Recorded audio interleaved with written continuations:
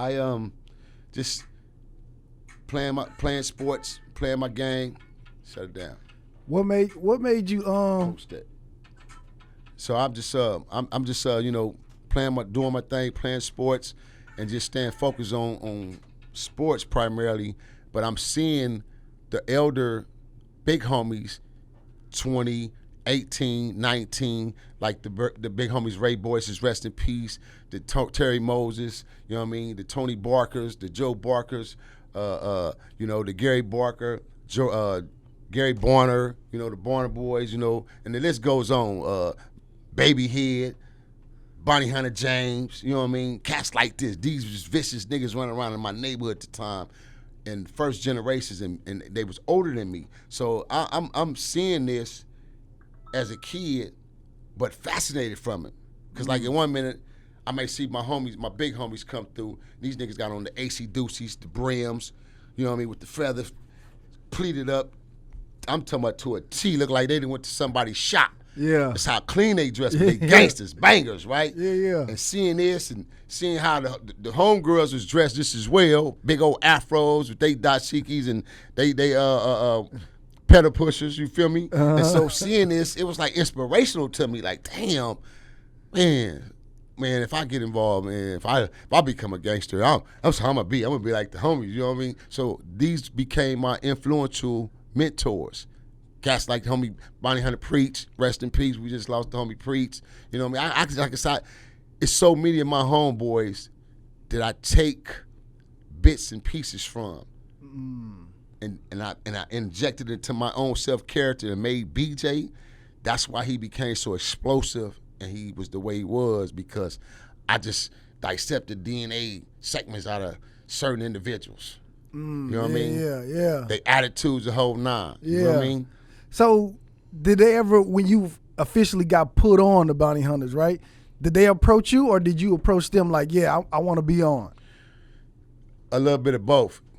It was the hood's approachment was already there based on my influence. I mean, my affiliation with certain cats who were in the streets, but I had a connection with them because I lived two lives.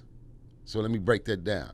When I started out, like I say, because I was so into my parents, my family, my siblings, and being close to my family, that I would do anything, the right things, to please them. So everything I did right, I did it to please my family.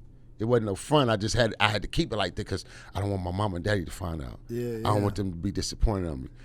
And because when I caught my first body, attempted body, and caught a body. They gave me a body, and I had attempted body. I had 2 attempts and then an ADW, and they gave me a body. This was 17 years old. My daddy spent money, bank, man, to get me out of this situation because he didn't want me to go down that path. You know what I mean? Yeah. And I ended up, beating a couple of the cases, and then I ended up pleading out to a case on one of the attempted bodies. Because I actually paralyzed a dude, put him in a wheelchair. I chased a nigga down. Nigga called himself, in a jump on me, rat pack me, right? 3 cats. And so when we in the mix of squabbling, I'm 16 years old. I'm 16, finna turn 17 at the time. We in the mix of getting down. I'm thinking it's me and this nigga finna get out. I'm locking up to lock heads with him. So I jump on the stance to lock head with the nigga. I didn't see the other cat come out the blind. He come out the blind. He fire. But he skipped me, and I kind of whoop out of him, and I catch him, and I go to do this dude, and he catch me. So we blended for a minute with both of them, boom, boom, boom. They take off on me. I said, oh, okay. I break to the house. Got a motherfucking deer spear knife, which is an 8-inch buck on it right here. And it got it's got a deer backing on it. It's all straight deer horn from a deer. Grab my knife, clutched him, go outside. I'm looking around the perimeter, I'm watching, looking, and I spotted the nigga. Take all eyes on him. He took off. I saw him, nigga, you have to run for the rest of your life, nigga, because I'm not stopping running. I'm killing this nigga. And I chased him down, hit him on Compton Avenue, grabbed that nigga and brought him right to me. Clutched him. Hit him in the spine and came up on him, dropped the nigga, and then I kicked him and got on. You know what I mean? So they gave me that attempt on him, you know what I mean? Because I paralyzed him and shit. And so that was my introduction into the system. That's how I got into the system. So it was like it called me from both angles, from that aspect of it. And then when I lost my king and my queen and my little brother back to back, it's a wrap. I told the devil, give it here. Come on.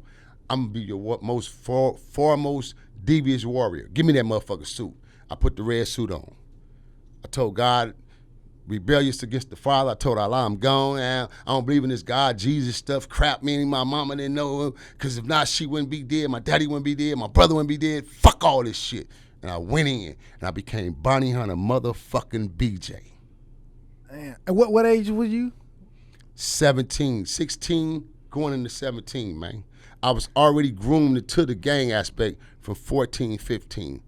So from 14 to 15, my influence was started. Remember I told you I was playing sports, but I was torn in between the decision of going in all the way. So a part of my body was in, so I was a gang member. Yeah. Because I was from the hood. Yeah. I wasn't a gang banger yet. I was a gang member. Meaning I was a gang member, but I was playing sports. So the hood would root for me as being the guy, the go-to guy of sports, and then niggas start noticing me, oh, he over here hanging out with such and such and them. Oh, he had a fight with such and such and such and such. I heard he whooped such and such ass. Or, oh, man, that nigga told the gun. They say, that little nigga crazy. Da-da-da. So my name floating around. But I'm still not totally in yet where I done put some activity in. And that's when I caught the bodies, the temps and the ADWs and the paralyzing I just said. And I was like, oh, hey, man, yeah, such, oh, man, that nigga, woo, woo, woo. So now your name floating. Now, so cats in my ear, my age is like, oh, hey, what's up, man? Hey, B, hey, you know, so they start giving me that props. And I'm noticing, okay, but I'm still not cocky about it and tripping on it because I'm still into my sports. But when I lost my father and my brother, not through no gang shit, heaven forbid, because I wouldn't be sitting here telling you this story. I'd be on death row somewhere for multiple bodies.